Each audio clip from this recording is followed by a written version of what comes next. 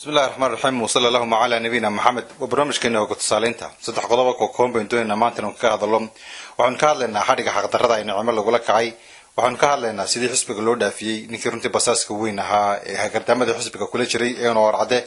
وعن كهذا كلا فعلا رنتي أرحم دردا ضد محمد دولة حمد الآن هو كان دردا السومال لا كدعي بده بقولي لبعتنا بين كسمن وحكم كهاي موسى aan ku horeeyo in xariga nicima gabadha dhalinyarada ah ee runtii murtiyahanada ah ee suugaanleyda ah ee aan Soomaaliland siyaasad ku metelin ee aan Soomaaliland masab xisbi ku metelin ee aan masab qaran metelin ee magaceeda ku socotay iyo nafteeda iyo shakhsiyadeeda ee runtii dhibta inta loo geystay oo waxaan muddo Soomaaliland qaadan kareenin nicima waxay ku tagtay xamar qabatay iyo hada meel ka qabatay magaceeda ku soconaysay عيد حلو ما يهينين هايد قرنا كم يشقينين ما يمثلينين أو ما يسعون واحد كترسن وها سمع لك كوبان تاي وحيكون مال مرتي حمر كتكتي كسر نقطي أف كذا يمجعوا جاربوها وحمانت سمع لك حكنته وأنت صدق بلاد حبس اللي جوده حيسته واللي جو تشردله واللي جو أفلقاديو واللي جو هنددو وحين نفهمت مسكحة إنه سومر كرينين هذا حبس أنت اللي جو جاي ما شرته أنك هين مرنتي الدجال عنصريات يعاد وتلمو كوسليسان إن عد جارة ورنتي دلكن كنا ولا دجال ما يو نعيم الصان شيء قرن كنا إن حلو مهينين قفنا دوس الحلو هينين وأفكس حرب وياي دب ونرجع لمشرين وسمعنا نعد كوسو جنسي وحي فيسبوك ده بقرتي يوحي كريات يدي شرتي وحسمعنا رنتو عيبي ومقعد لقى كيران تاير فيسبوك وحكو قرتي يدو أفكار يمقعد كهال ليسي أنت ودقيستي كدبنا وحكي لي كدبنا مدوين حبسي كوه هيستي كدبنا صدق سنة كوه حكمي ويري سوماليلاند بعدين قرار وحكي شاكتي أم بقى فوق كتري وهنان رنتي أن تدنمد كمان أكسنين وهنان أن رنتي ديمقراطية دا يدل نمدا يمدح بنان دي حرية يو حن محيد ما ينو برايق على إن رنتي دونين ومدة وبندقنية حرية فريقة أن ملك سوقلين وحرمت الله حماده وحرمت الله برشب يعب كوا قرن كيلوشين إلى بعدين كسنة سوكر تادينني يردونني إنقف ولبا رنتي احترامه يدا انقفنا لعبورنين أفكارنا لهينين قرن مدن وحنا بكل اسم كرتا ما خربتان وما دليل هاي بعيس ما لين تاكوس سعودي أفتدي ومطلقة قاضي يا هيد أنا هالكاوضة مرة ما أنت رنتي سدا كوس عطو وحنا مغنى سين سومال المدح اللي سوق قلنا يو إنقفوا بهالكيسة كوحكوس ورد وانتو آخر كوحة كصب بحالنا قلنا سين لقوا كرداغو بقول يلا بعتنا بين بحلك هاي بقول يلا بعتنا دعوة ومدين بيتكم مرقب بدن لا داعي تتشعب على وجودولي قبل الله ويري بسحر برا داعي مصغماش طبعا على شبتي بقول يدوري تونحل أو مجعابي يبقول كباشن يستعيش قويس كيسو كنت حي تذكر قارب بارنتي دولان لقوي هاي قارنا وحل ورا بين ينعد كل دولان في النقدان فعلا نوع عصب رنتي إن أيين ولكوسني بقول يلا بعتنا كي هبين وحسين تانا ممينا سوقين ومركا رنتي قرنكو وقعان قلو مركا قرنكو عسكري وقعان قلو مركا قرنكو رنتي وقعان قلو عيدان أهل هين ورنتي عن أهل كيس سياسة هين وعن منصب كيس هين وعن نسكين جوين وحن يحكي بدي من سوقين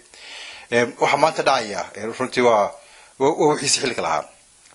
وسقال بقول سقاشن يصدح دي رنتي يسوق ستيدي تبنها بينو كليات مركا سوماليلاند فردي أياو بلابي عولاتا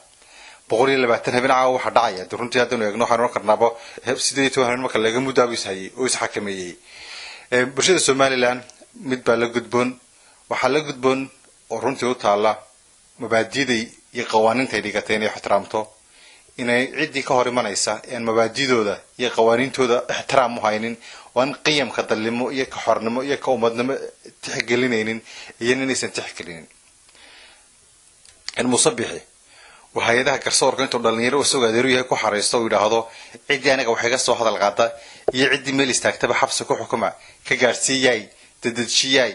ku guray oo waxaan sugaynay runtii oo waxa nin aad historyga ku taqaanay taariikhda ku taqaanaa un tahay inuu anigu wax dili kara duca qaadan maayo doctor halka hadalkiisu yahay wax inta ka badan meeynaan sugaynin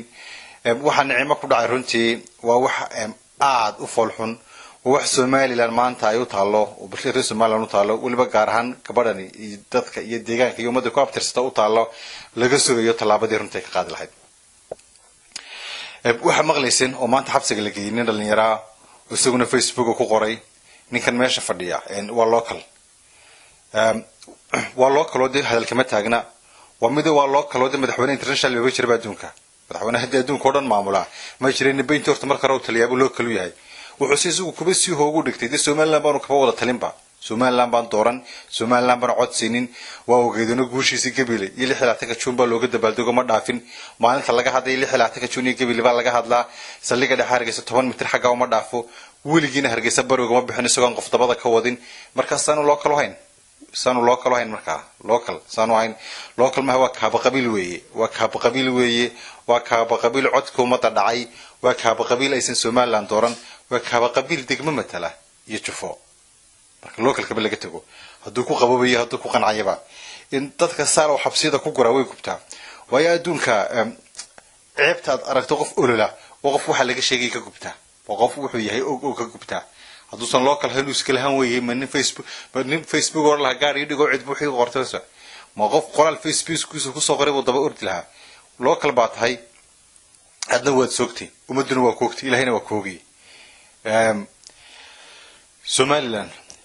haraan u sheegnay maalintii runtii codbixintu mooduu dareertay madaxa afka loo galiyay ee la musuqmaasuqay ee rag dan leh ku shubteen ee rag dan leh umadana codkoodii iyo masiirkoodii gacanta geliyeen ayaanu ka hadlaynaa in Somaliland god dheer bay ku dhacday ilaahay ka soo saar laba laakiin si joogo jira dadka maanta Somaliland lagu xurxurayo ee xabsida la geenayo ee gabadha abwaanida ka tahay wadad afkooda ku hadlaya wadadan cid matalin wadadaasna cid xamar ugu daran wadad iyagu xor ah qofka ku noloshiisa la aadayo balan eegno on aragno cidda jeeganta iyada dabada ku haysa ee muus ehelkiisa ee xilalka haya samsam wasiirkii 7 sanadii siilaan yahay wasaaradda maaliyadda dhex fadhidaya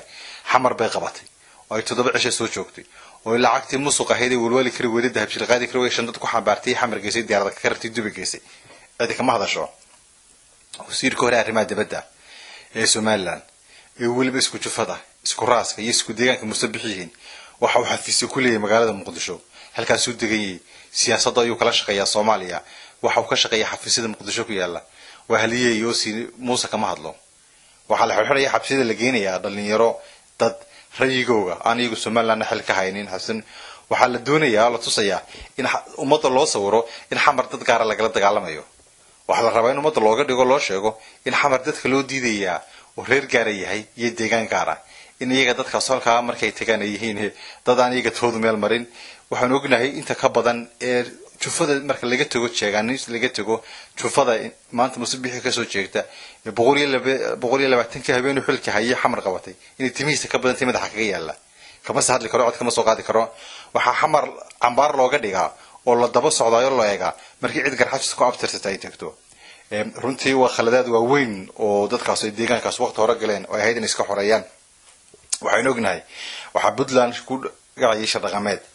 shirka waxa loogu casuumay lagu yeeray dadkii runtii jariimada weyn iyo dambiyada waaweyn ee mahalikada Somaliland ka galay daduna aaminsannahay in 180,000 oo qof oo inaga mid qoortinu ka gooyay Morgan oo inaan arki karin oo inaan maanta hadii Allah nafteena nolol oo laan karneen ayaa runtii loo yeeray boqorro jeegaanta ku abtirsan oo kuwiisu gaarka ka mid yahay oo boqorrada habar awal ka mid yihiin oo ku habar jacel ka mid yihiin oo kuwii Muuse dabada ka wada ka mid yihiin baa loo diray martiqaad baa loo qaaday Morgan baa kursi la fadhiisay way ka khudbadeeyeen waxay yiraahdeen waxaan ku soconaa go'aan madaysan oo Muuse bixinugoogiye marka halka la taagan yahay marka kuwa Muuse oo oranaya ay Morgan la fadhiyaan oo ninka 180 kun oo reer Somaliland qoorta ka gooyeen ognahay la fadhiyaan maxaa lagu haystaa oo lagu daba socdaa oo loo doonayaa shakhsiyaadka reer Somaliland ee garxaajis ka soo jeeda ee aan xil matalin ee aan shakhsiyad haynin ee aan cid ku abtirsanin ee aan cid xoolo ka qaadin ee afkooda magacooda iyo hankooda la taga xamar maxaa loo daba socdaa waxa loo daba socdaa cid baa duulaan